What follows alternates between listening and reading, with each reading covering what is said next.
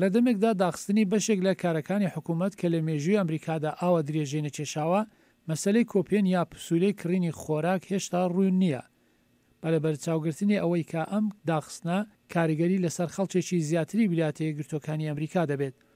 دەوری 38 میلیۆن لە خەڵکی ئەمریکا پشتیان بە پرۆگرامی یارمەتیدانی حکوومەتی فێدراڵە کە بە سنەپ ناسراوە. هەڵبەت مەبەستی دابینکردنی کۆمەژی خواردەمەنی بۆ ئەو کەس و بنەماڵانەیە کە داهاتیان لە خوارەیە. هەروەها لەباری ئابووریشەوە بەرژەوەندی بۆ ئەو کۆمەڵە خەڵکە دەگەێنێت.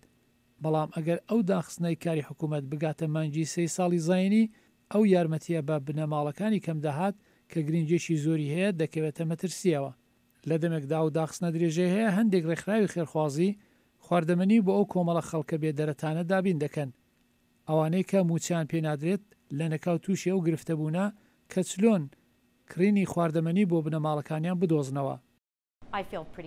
تەواو دڵنیام کە ئێمە خواردەمەنی پێویستمان هەیە بۆ ئەوەی لەو کاتانە ڕزگارمان بێ کە دام و دەستگاکانی حکوومەت داخراون.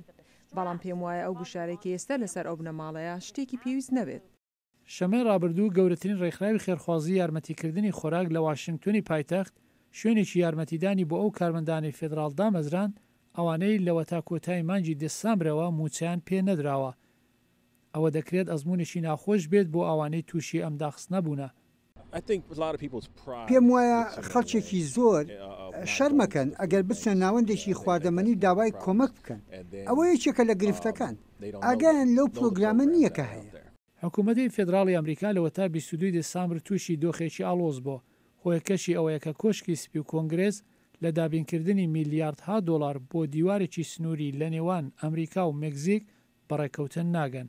ئەو داخستنەی بەشێکی کارەکانی حکوومەتی دەبێتە سێهەمین جار لە مێژووی ئەمریکا کە سەدان هەزار کارمەندی فێدراڵ موچیان پێ نەدراوە.